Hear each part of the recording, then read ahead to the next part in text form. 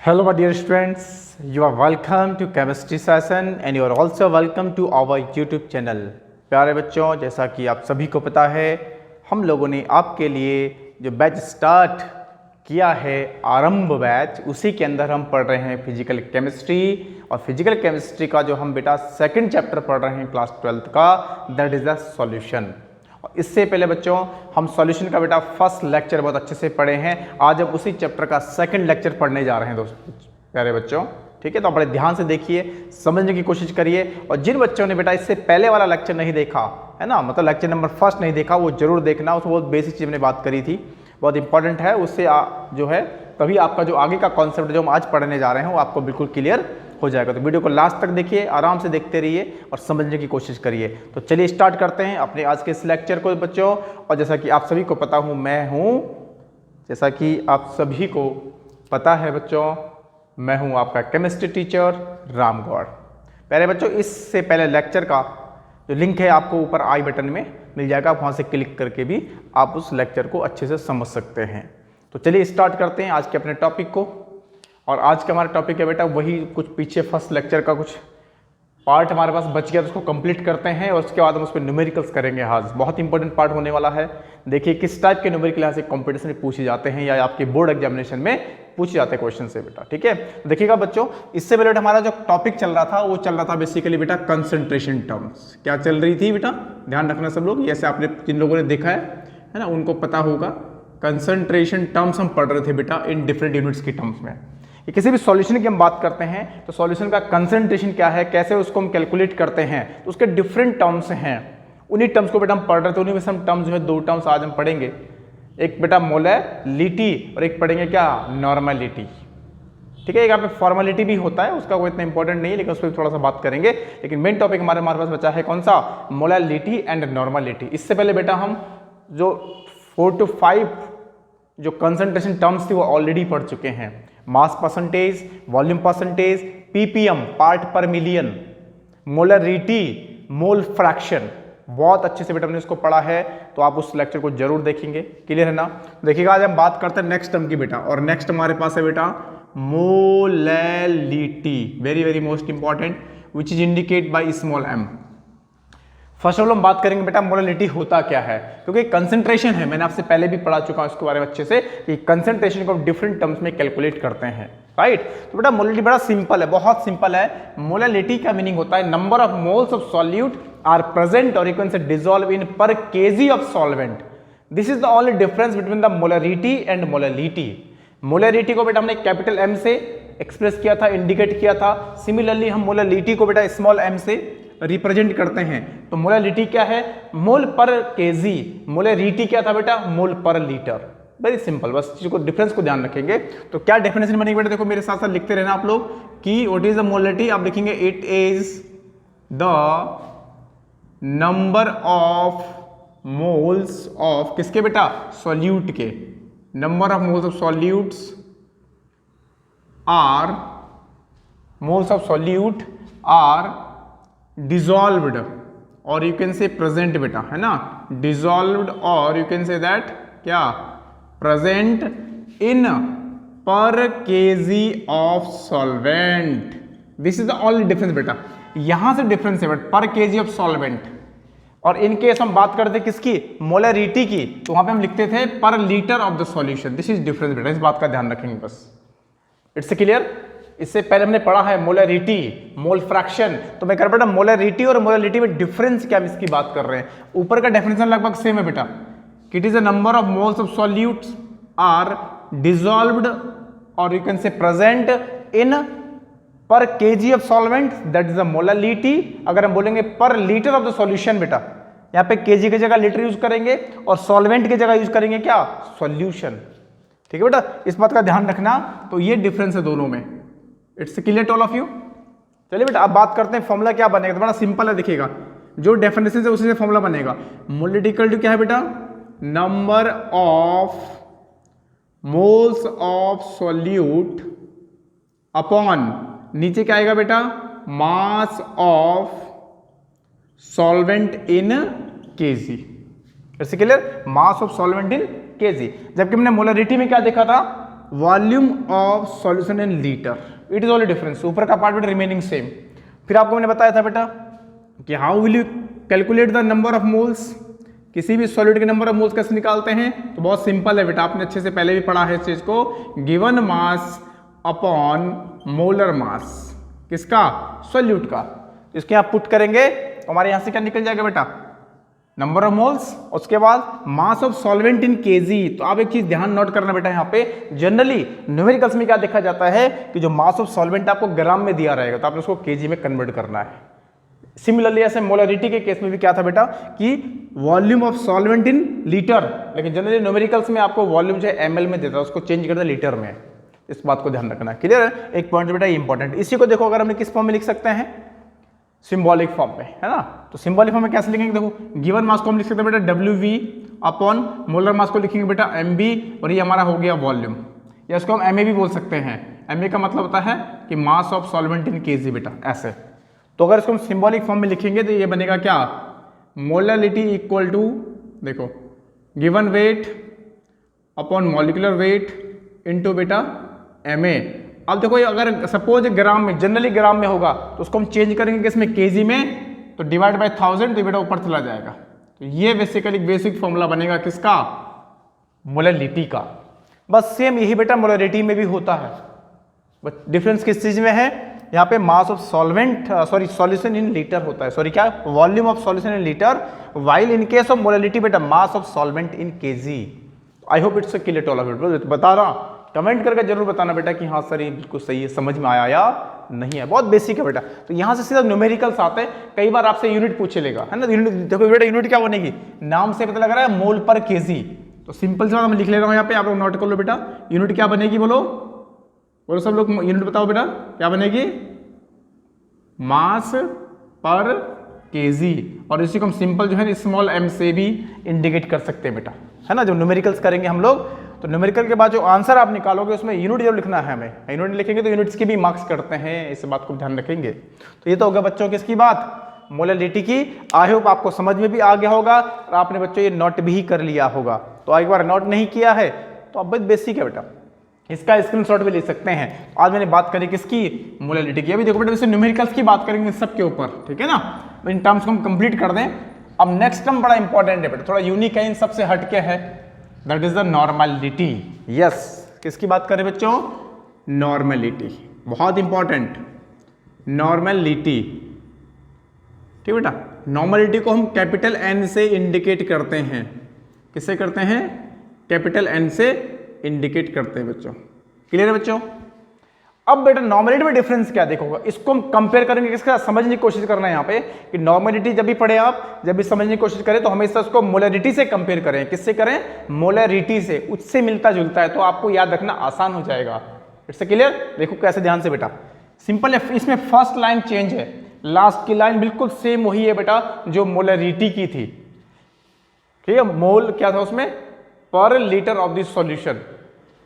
अब तक हम किसकी बात कर रहे थे, मोलरिटी में, मोलरिटी में बात कर रहे थे number of moles of solutes are present in per litre of solution और पर केजी ऑफ सॉल्वेंट। बट यहाँ पे बेटा फर्स्ट लाइन चेंज हो जाएगी, यहाँ पे होता है it is the number of, this is very important, it is the, मेरे साथ नोट कर लो बच्चों ये वाला, it is the number of gram equivalent, ये थोड़ा सा यूनिक हो जाएगा, ग्राम इक्विवेलेंट बेटा, ग्राम इक्विवेलेंट ऑफ सॉल्यूट, ये चेंज है थोड़ा इसमें, जबकि वहां पर हम क्या लिख रहे थे, number of moles of solute.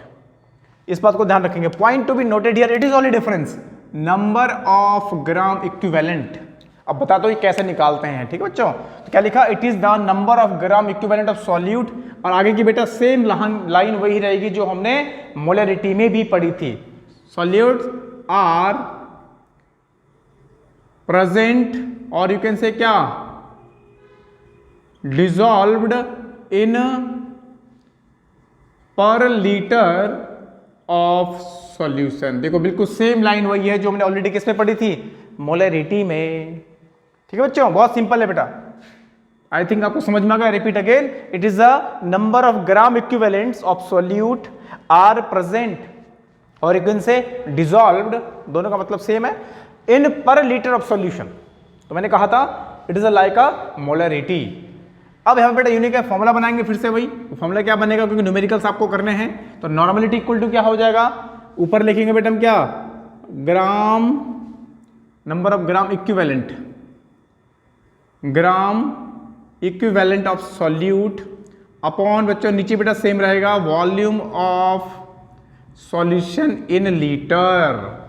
अब बात आती है ग्राम इक्विवेलेंट कहां से आएगा बच्चों, तो फिर से हम लिखेंगे, आगे बता रहा हूं आपको कि जो ग्राम इक्विवेलेंट है वो कहां से आएगा, है ना बेटा। तो जो ग्राम इक्विवेलेंट होता है वो होता है बच्चों हमेशा क्या, given mass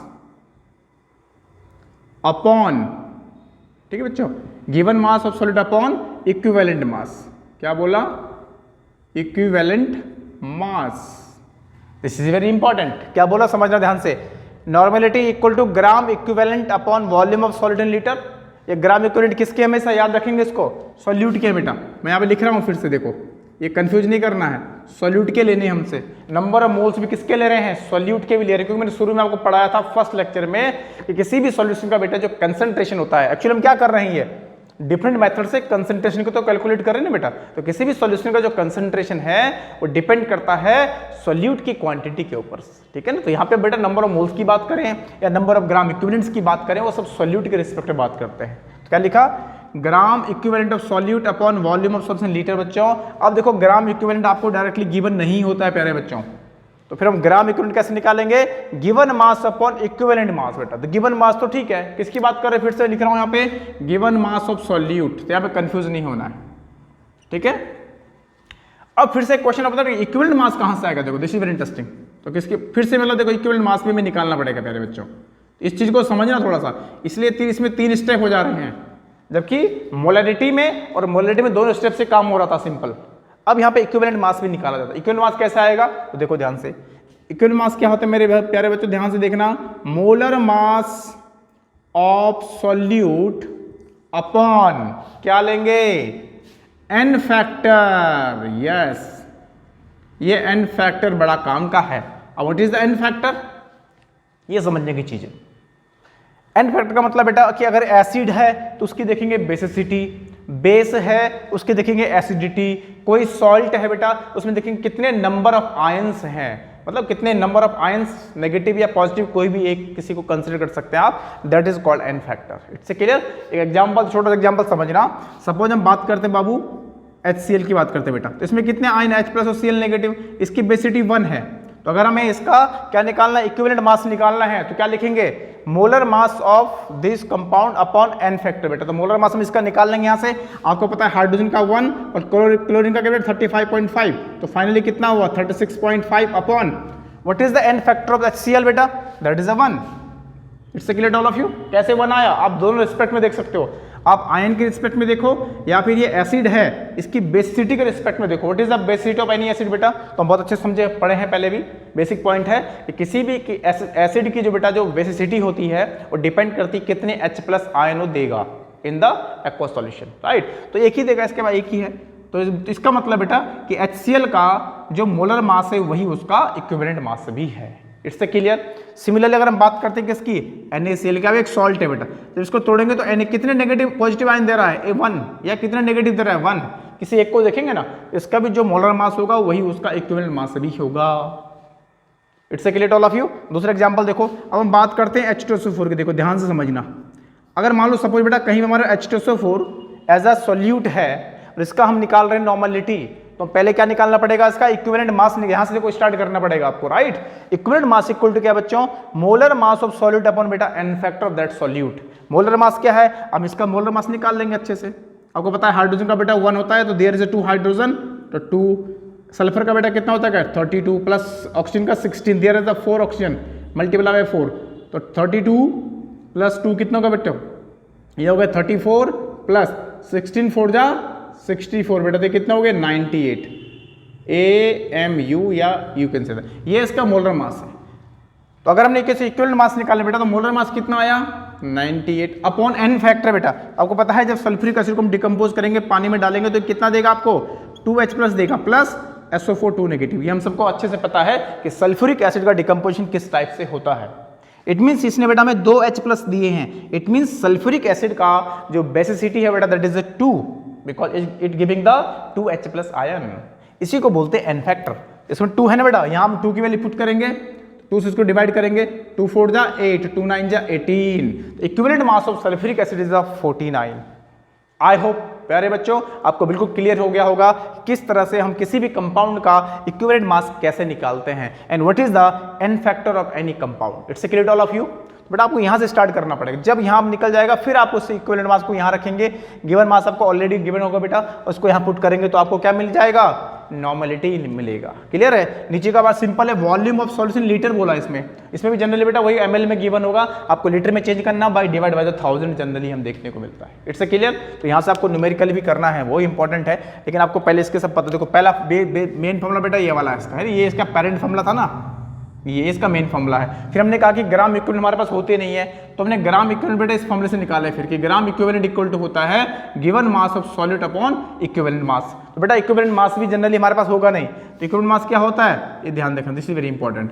equivalent mass equal to क्या होगा, molar mass of solute upon n factor. तो मैंने आपको अच्छे से समझा दिया कि मोलर मास तो आप आराम से निकाल लेंगे, but what is the n factor basically. तो एन फैक्टर बेटा इस तरह से निकालते हैं, एसिड का एन फैक्टर निकालना है तो on the basis of their basicity, base का निकालना है देयर एसिडिटी, और किसी सॉल्ट का निकालना है बेटा तो on the basis of their ions, कि आफ्टर डिसोसिएशन और यू कैन से दैट, है ना, after dissolve in the aqueous solution ये कितने आपको पॉजिटिव आयन दे रहा है या फिर नेगेटिव आयन, किसी एक को हम कंसीडर करेंगे तो उसी वही उसका क्या होगा, एन फैक्टर होगा। आई होप आपको क्लियर हुआ होगा। प्लीज कमेंट करके जरूर बताना बेटा कि हाँ सर बिल्कुल क्लियर हुआ कि नॉर्मलिटी के अंदर हम इक्विवेलेंट मास या ग्राम इक्विवेलेंट मास कैसे निकालते हैं। It's clear all of you.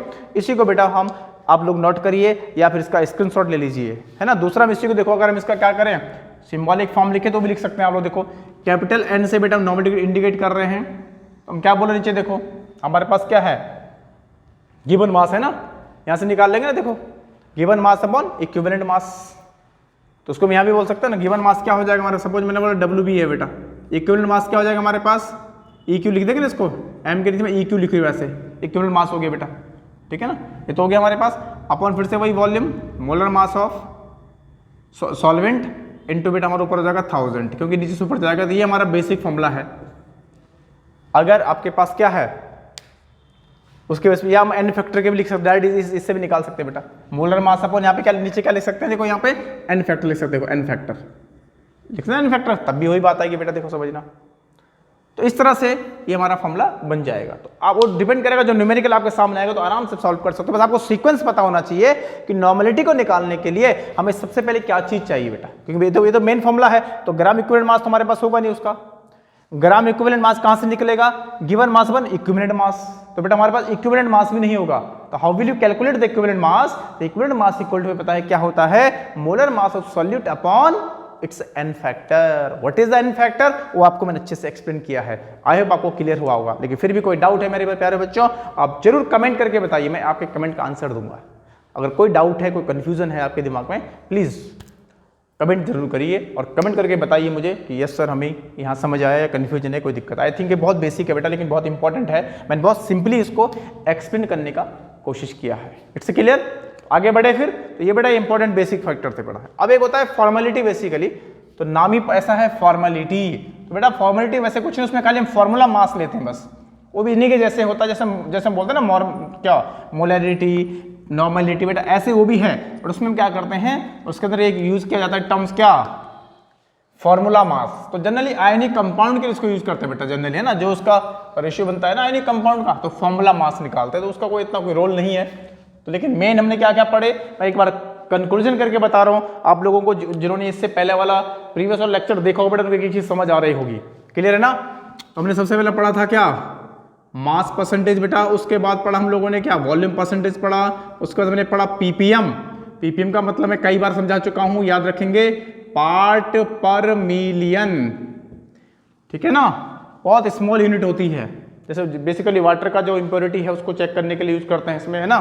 अच्छा ये टर्म्स हमने पढ़ी बेटा। उसके बाद हमने क्या पढ़ा, मोलैरिटी, है ना, molarity indicate by the capital M। उसके बाद पढ़ा बेटा हम लोगों ने मोल फ्रैक्शन, क्या पढ़ा है, mole fraction which is basically indicate by the small x। और आज हमने क्या क्या पढ़ा बोलो, molality indicate by the small m, you can say express by small एम, और एक हमने पढ़ा क्या बच्चों, नॉर्मेलिटी। क्या पढ़ा, normality that is a small n. इतने सारे टर्म्स पढ़े हैं, these all are the concentration terms, है ना, जिनकी हेल्प से हम डिफरेंट टाइप से किसी भी डिफरेंट टाइप के सॉल्यूशन की कंसंट्रेशन को हम क्या करते हैं, कैलकुलेट करते हैं बेटा। बहुत इंपॉर्टेंट है, यहाँ से छोटे छोटे क्वेश्चन जरूर बनते हैं, किसी भी टाइप का एग्जाम हो, न्यूमेरिकल्स फॉर्म में, यूनिट्स के फॉर्म में आपसे क्वेश्चन पूछेगा, आपको कंफ्यूजन नहीं होना। अब फिर बाद में आपको मैं रिलेशन भी बताऊंगा, देखोगा कि नॉर्मलिटी में और मोलरिटी में क्या रिलेशन होता है बेटा। तो देखो सिंपल, अभी आपको मैंने बताया कि अगर ऐसे क्वेश्चन बनता है कि नॉर्मलिटी में और मोलरिटी में रिलेशन क्या होगा, कई बार क्या करेगा, देखो दिस इज वेरी मोस्ट, समझना ध्यान से, यहाँ पे मैं क्या बोल रहा हूँ देखो समझना है, वेरी वेरी इंपॉर्टेंट। क्या बोल रहा हूँ बेटा आपसे, रिलेशन बिटवीन, देखो समझना, मोलरिटी एंड नॉर्मेलिटी। देखो अभी आपको मैंने जो फॉर्मूला बताया उससे समझ में आना चाहिए आपको, कि रिलेशन समझ में आ गया होगा आपको कि नॉर्मेलिटी इक्वल टू क्या होगा। तो ध्यान देना बेटा, खाली क्या डिफरेंस था, नॉर्मेलिटी इक्वल टू बेटा only an factor into molarity, यही तो होगा ना चेंज, देखो खाली यही इसमें नया था बस। तो इसलिए बता रहा हूँ, ये नोट कर लेना, ये बहुत काम की चीज है। कभी कभी क्या करेगा, किस तरह के न्यूमेरिकल दे देगा बेटा आपको, तो उसमें आपको मोलरिटी गिवन होगा किसी कंपाउंड का, ठीक है ना, कंपाउंड का नाम गिवन होगा, उसकी मोलरिटी के आपसे नॉर्मेलिटी पूछ लेगा, या नॉर्मेलिटी गिवन होगा मोलरिटी पूछ लेगा, उस चीज के लिए आपको इसको याद रखना है। तो नॉर्मेलिटी इक्वल टू क्या, एन इंटू मोलरिटी। अब एन मैंने आपसे कहा था एसिड के लिए होगा तो उसकी बेसिटी लेंगे, बेस के लिए एसिडिटी लेंगे, सॉल्ट के लिए होगा तो उसके आयंस देखेंगे, क्लियर है ना। तो ये रिलेशन भी लिख लेना, बहुत इंपॉर्टेंट है। तो आई थिंक बेटा आपको सब लोगों को यहाँ तक ये बेसिक पॉइंट क्लियर हुआ होगा, है ना।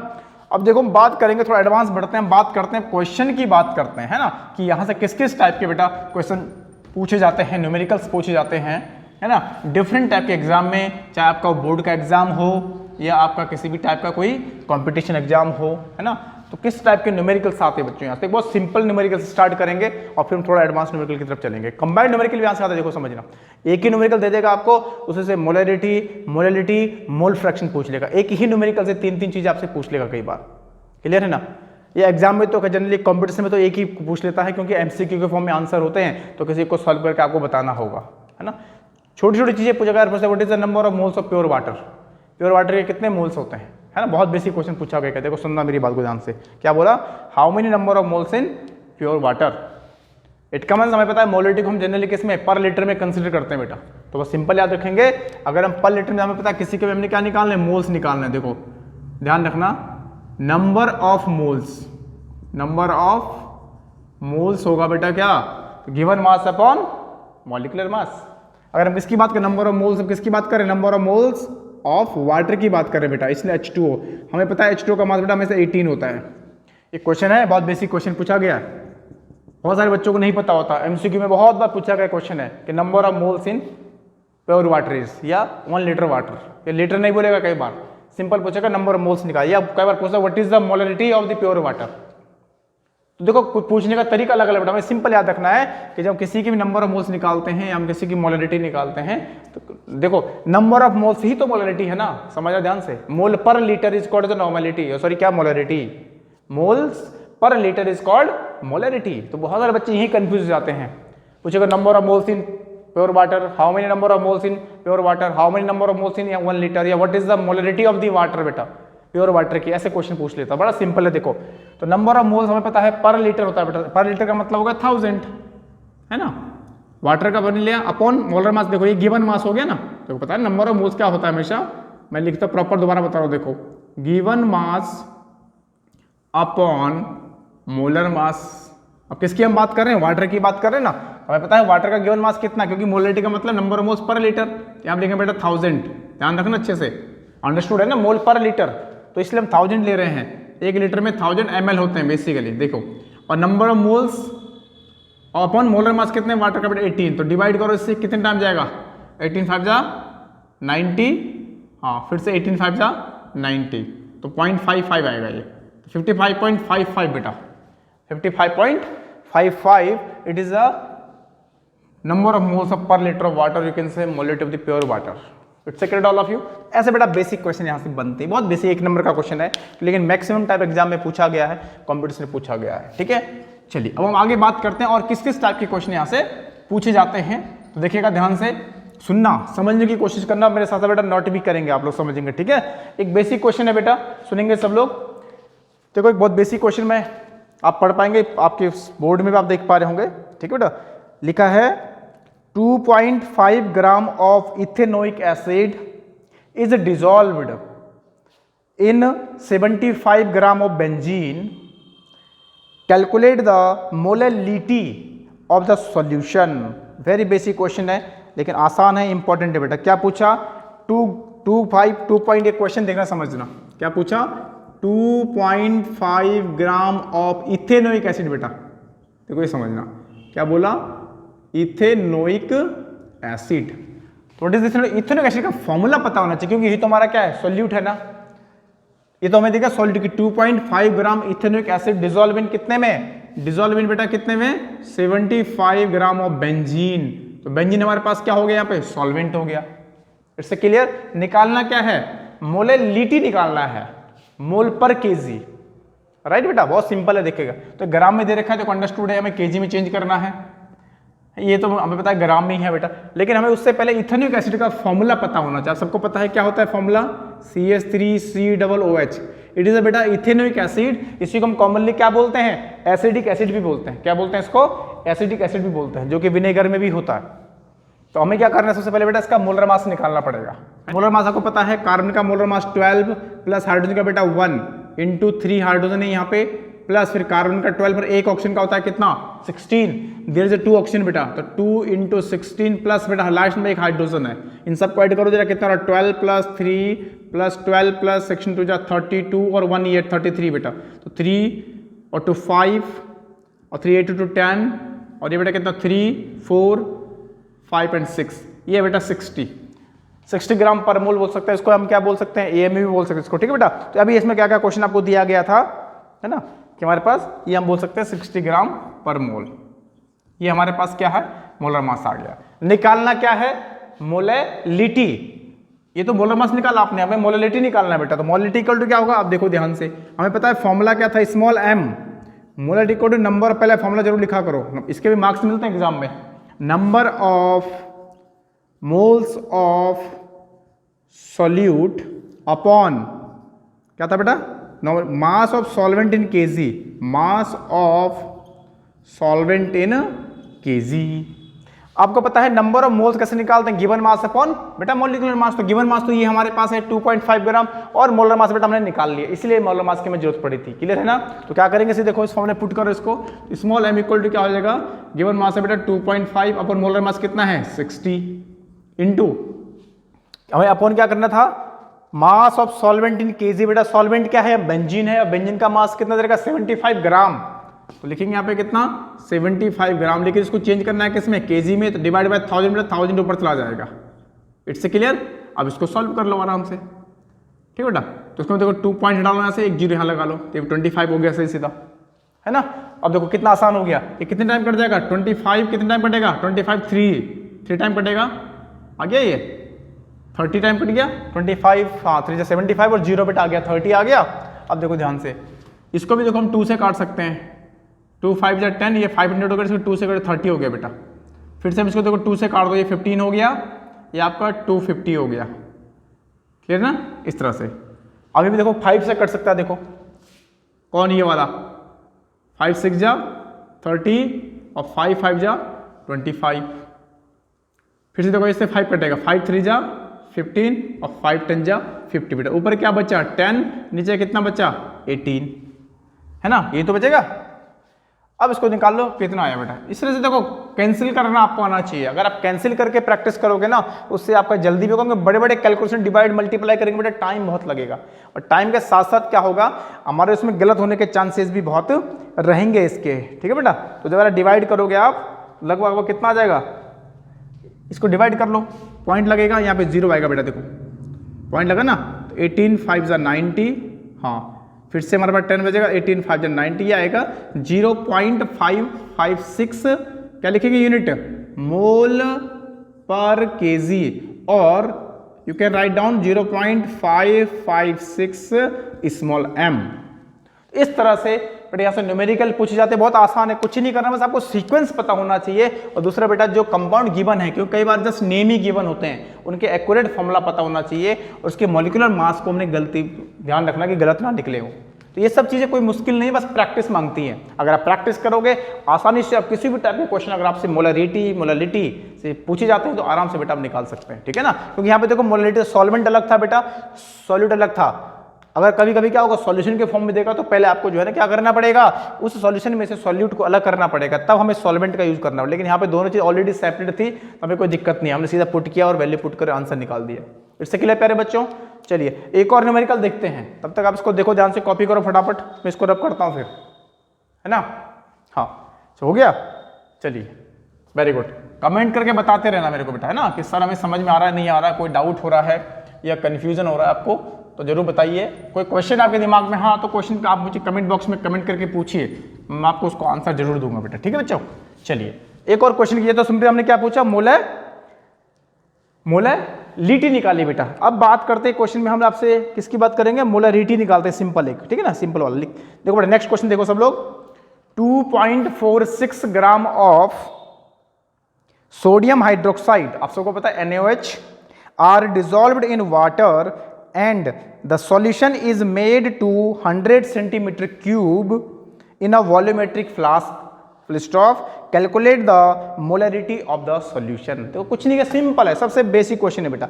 अब उसने लैंग्वेज बनाने के लिए क्या बोला, वॉल्यूमेट्रिक फ्लास्क में ले रहे हैं, लेकिन ले क्या रहे हैं, कितना, क्वेश्चन क्या पूछा, देखो क्वेश्चन के समझ आप देख पा रहे हैं ऊपर क्या लिखा है, क्या है 2.46 ग्राम ऑफ NaOH। बस पता लग गया हमें कि ये सॉल्यूट का गिवन मास है, ये सॉल्यूट का हमें क्या है फॉर्मूला पता है, सॉल्यूट का नाम क्या है NaOH बेटा। क्या बोल रहा है, उसको हमने डिसॉल्व किया किसमें, वाटर में, डिसॉल्व इन वाटर, तो उसने क्वांटिटी नहीं दिया आपको।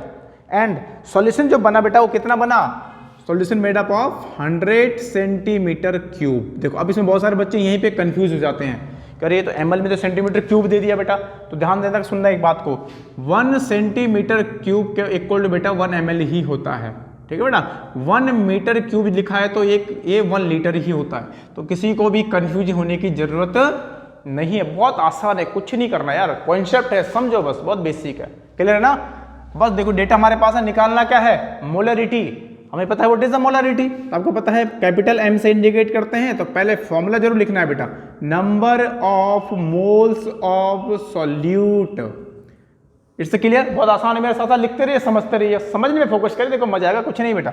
नीचे क्या लिखा आता है हमेशा, volume of solution in litre, इस बात का ध्यान रखें, बस फॉर्मूले में पता, कंफ्यूज नहीं होना चाहिए आपको। अब देखो फिर से वही कहानी, number of moles of solute कैसा आता है, गिवन मास अपॉन बेटा मॉलिक्यूलर मास, तो गिवन मास आपको पता है कितना है 2.46 ग्राम। अब नीचे और क्या चाहिए हमें, मोलर मास चाहिए बेटा, तो मोलर मास कहां से आएगा, NaOH का मोलर मास हमें पता है 28, देखो मैं ये भी निकाल के दे रहा हूं।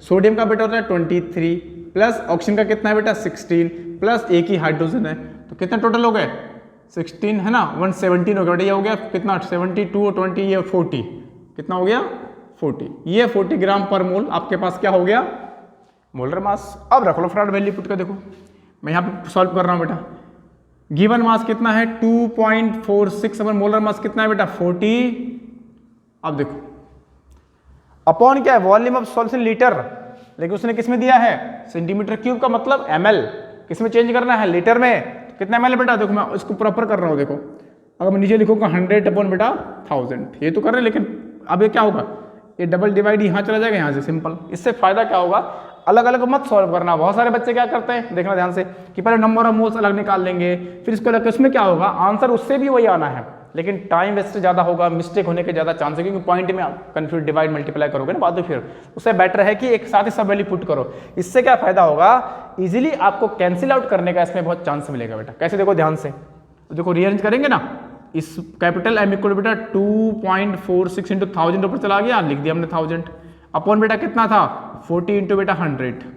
अब देखो इस पॉइंट से डालो, या 2 जीरो लगा लो बेटा, नीचे 1 जीरो तक लगा लो, 1 जीरो यहाँ लगा लो, देखो कितना आसान है, कहीं भी आपकी मर्जी है, हम इजी करने के लिए कर रहे हैं उसको, ठीक है ना। देखो पूरा 1000 से पूरा 1000 तो बेटा कैंसिल हो गया ना, देखो इजी हो गया। अब हमारे बचा क्या खाली 246 अपॉन 400, अब इसको डिवाइड करने के चक्कर में मत पड़ो, देखो अभी 2 से कट रहा है, ये देखो कैंसिल हो रहा है 2 से, देखो 2 1 जा 2, 2 2 जा 4, 2 3 जा 6, और 2 2 जा 4, थोड़ा छोटा हो गया ना, 200 आ गया। हमारे पास क्या आ गया अब, ये आ गया 123 अपॉन बेटा 200, ये हमारे पास फाइनल आ गया। अब इसको मैंने डिवाइड करना, अंडरस्टूड। देखो साफ साफ दिख रहा है, आंसर आपका पॉइंट में ही आना है बेटा। क्यों पॉइंट में आना है, क्योंकि वैल्यू छोटी है बड़ी है, तो पॉइंट लगा दो, एक जीरो लगा दो। अब देखो कितनी बार लगाओगे जाएगा ये, दिमाग लगाओ जरा, 2 6 जा 12 हो जाएगा। चले यस, देखो 2 6 जा 12 बेटा, मतलब 1200, ये 1230 है बेटा। फिर 3 बचेगा तो 2 1 जा 2 समथिंग है ना, तो 6 1, फिर से क्या हो जाएगा 1 बचेगा, फिर 1000 2 5 जा 10, ये तो लगभग कितना आएगा 0.615 कैपिटल M, या you can say what, mole पर लीटर बेटा। और मैं लिख रहा हूं इस capital M, both are the same, these are unit बेटा। यूनिट आपको जरूर लिखना है। तो एग्जैक्ट आंसर क्या आया इसका, कितना आया 0.615 एग्जैक्ट आंसर है। इससे क्लियर ऑल ऑफ यू, आसान है ना बेटा। तो कितना आसानी से किया, क्या बोला है, फिर से रिवाइज करा रहा हूं कि करना क्या है।